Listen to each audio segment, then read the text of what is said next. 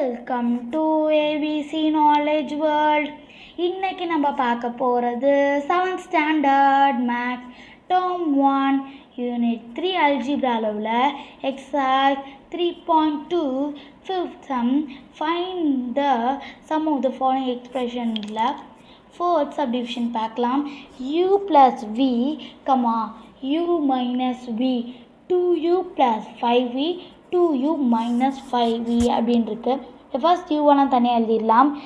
u plus இந்த u வந்துருமா, அடுத்து என்ன வரும் ப்ளஸ் இந்த 2u வந்துருமா, ப்ளஸ் அடுத்த 2u. ஓகேங்களா? இப்போ 2 + 2 என்ன 4, இங்கே ஒன்று இருக்குமா 5, இங்கே ஒன்று இருக்குமா என்ன 6u வந்துருச்சா.